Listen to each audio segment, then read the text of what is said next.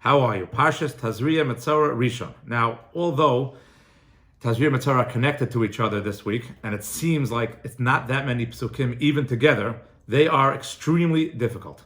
We will try to do some basics and some a little more and some of the Rashi's things we can learn presently to us today, because obviously, as all of us know, the laws of Tzaras, of Metzorah, do not apply in today's world. In the beginning of Tazria, we start with the laws of childbirth. When a woman gives birth, she has a certain amount of days which she's considered a pure woman, and a certain amount of days which she's considered an impure woman. And the Torah discusses the details of this, and it adds in one special pasuk, which is important to know. Pasuk Gimel right away, it says, on the eighth day, the person shall be circumcised. Now, since it says on the eighth day, the person shall be circumcised, the Talmud learns from this a special halacha, that even though normally, if someone would perform the act of circumcision, it should be a violation of Shabbos. You are cutting someone. Cutting is a violation of Shabbos. But there's a special pasuk in the Torah that tells us that if Shabbos comes out by Yom HaShmini, on the eighth day only, we do perform a Brit Milah on Shabbos when it's the eighth day.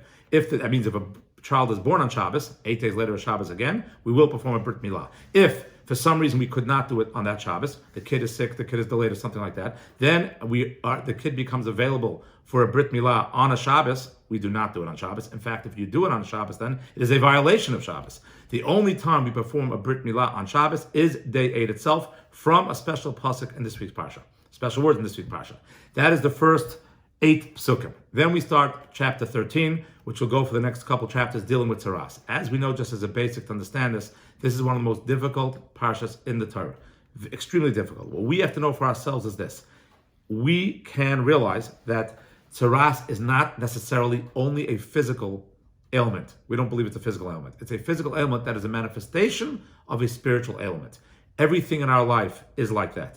Anytime something occurs in our life, it is really a spiritual event occurring. We are the manifestation of that, which means in reality, the world is 100% spiritual. It seems 100% physical, but the physical is only the outcome of the spiritual world. And we have to know that everything we do is based on the original spirituality that then manifests itself physically. Here we have, the Torah tells us, certain ailments are going to occur to someone based on physical deficiencies, but that's not really what it really is. It really is spiritual deficiencies. Now, what we do in this case, you should know when you're reading the parsha on the Shnayim Mikra, notice that it always says the word Kohen. The special halacha is someone does not become labeled a Metzorah or becomes purified from this nega of Tzaras unless a Kohen makes the official declaration. You can go to Rabbi Moshe Feinstein, the greatest rabbi of the generation, and say, I don't know what a nega looks like. What do you think? And he could tell you, I know what this is. Doesn't change anything whatsoever. Until a Kohen comes, a 13-year-old boy, maybe a 12-year-old girl as well, according to some rabbis, to come and say, oh, Rabbi Moshe, is that a nega? Is that not a nega? And Rabbi Moshe says, say the words. The words that come out of the Kohen's mouth or the Kohenes' mouth is what makes the person a Metzorah. If someone knows 100% what their ailment is Tzaras, they are not yet contaminated. There is nothing they have to do except go to a Kohen and get the official declaration. The same thing works in reverse. If they are hiding out on their outside of the camp and now they realize that the Tzaras went away, they are not purified. It's not there anymore, doesn't matter. They must go back to a Kohen and get the official declaration. This teaches us many lessons. One we have to know is, even if you're looking at something and it's clear, it doesn't make a difference. Words count. When the Kohen says it or the Kohen doesn't say it, what counts more? So you could look at someone and say, oh, I know he's doing that. What do I gain by just adding the words to it?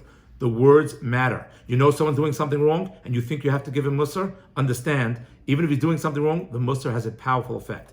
The first lesson we must learn from these parshas are every word is valuable. Someone gets Tzaras. You know why? He spoke evil talk, Lashon Hara. The first lesson we must focus on the beginning of this entire week is that our words count tremendously. Thank you. Get ready for tomorrow.